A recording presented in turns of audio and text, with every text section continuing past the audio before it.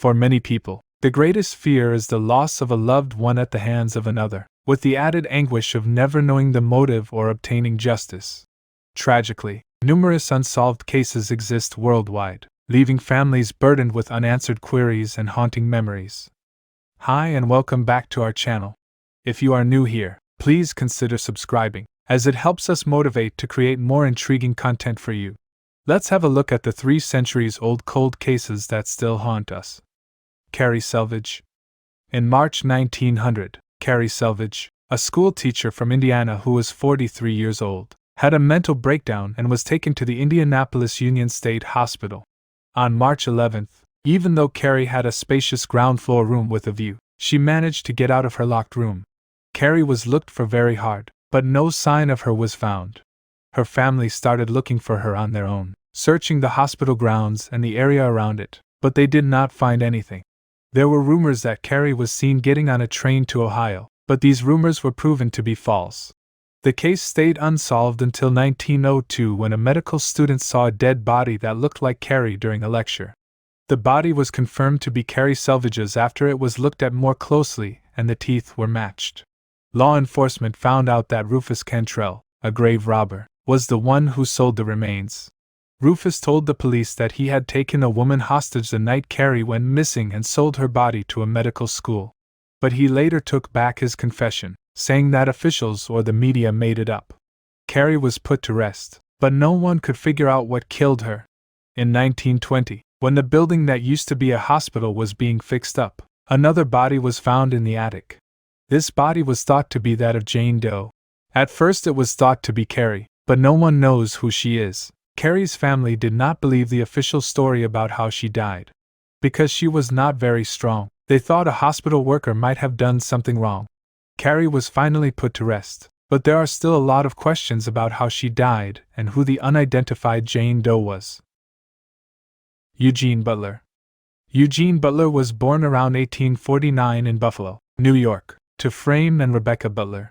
His family was very wealthy, so Eugene lived in comfort. In 1882, when Butler was about 33 years old, he moved to North Dakota and bought a 480-acre farm in Niagara. People thought of him as a recluse because he avoided people, never got married or had kids, and rarely left his house except for work trips to Larimore. It is still not clear what he does for a living. Whenever he went away, he hired people to run the farm for him. But over time, Butler's behavior became strange and showed signs of mental illness. He had hallucinations and said that unseen people were after him.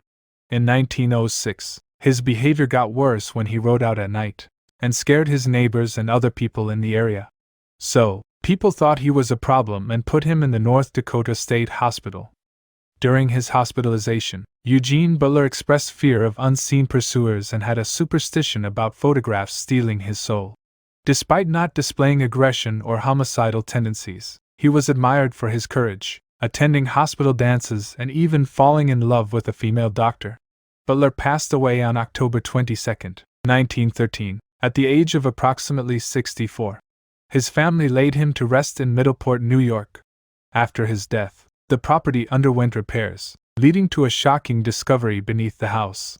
Workers unearthed a hole containing 6 sets of crushed skulls belonging to teenage boys and young men, suggesting a series of murders between 1903 and 1906. The victims were potentially homeless individuals hired by Butler, and they remained unidentified. Speculations arose that Butler may have believed they were stealing from him, given his paranoia and penchant for keeping cash. Visitors flocked to the farm and some bones went missing, likely taken by tourists. Efforts to solve the case have been hindered by the absence of records, but in 2016, authorities appealed for new leads and the return of stolen bones. Unfortunately, limited progress had been made due to the destruction or loss of case records over the years. Jean Van Calk. Jean Van Calk was born on September 17, 1887, in Brussels, Belgium. When she was young, she lived in a strange way. When she lived with her grandparents, she would spend a few hours with her mother every night. Her grandfather would join them. It is not clear why Jean does not live with her mother, but her father left the family before she was born. He worked for a newspaper as a typist. Around 6:30 p.m. on February 7, 1906, 80-year-old Jean left her grandparents' house, as she always did. But this time, since her grandpa was at work, she was able to go see her mother by herself. Sad to say, Jean never made it to Boudoir Boulevard to see her mother.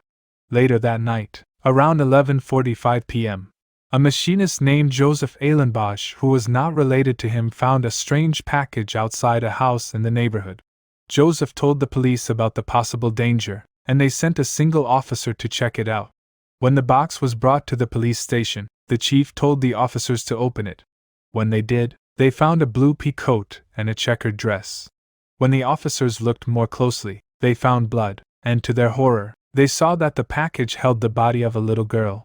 The girl's body parts had been cut off, wrapped in thick paper, and tied together with a hemp cord. Her body was still warm, but the package did not have her legs. The press, the public prosecutor, and the head of the police department were all told right away. Shortly after the cops took the body out of the wrapping, Jean went missing. Investigators linked the clothes on the body to the clothes Jean was wearing when she was last seen. When Jean's mother heard that she had died, she passed out. The coroner's investigation showed that the horrible crime was done by someone who knew what they were doing, like a doctor or a butcher. Force-feeding the girl a lot of alcohol made her vomit so hard that she suffocated. Several sources said that the person was abused violently, and one source said that the person was sexually abused before they died. Jean's death probably happened between 8 and 9 p.m.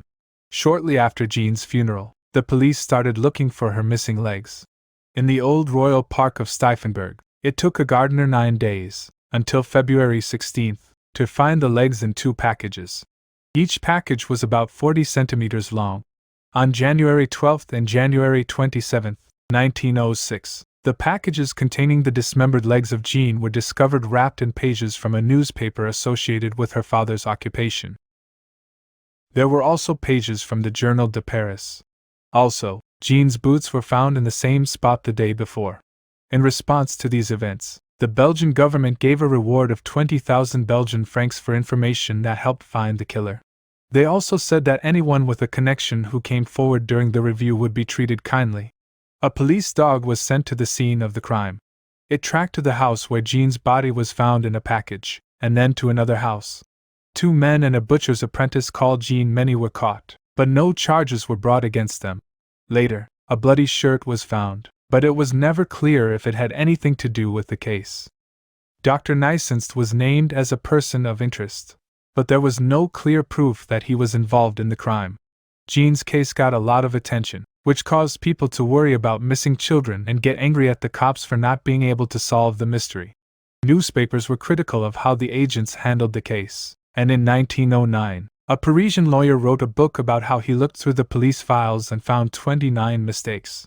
Jean's friend, a young girl, gave a good tip that was not followed up on. The girl said she saw Jean around 7 p.m. on the night she went missing. She was with a guy she seemed to know and trust, but they were walking away from her mother's house. In December 1907, 1 year after Jean died, a 6-year-old girl named Annette Bello went missing while playing outside with her brother. A guy between the ages of 35 and 40 came up to the kids and asked Annette's brother to buy him cigarettes. In exchange, he promised Annette's brother sweets, and said he would watch Annette while he went out. The next day, Annette's body was found behind a school for vets. She had been attacked sexually and choked. The cases are still not solved. This is what happened. You can leave your ideas and guesses in the comments section below. Do not forget to like this video and subscribe to the channel. Thanks for watching.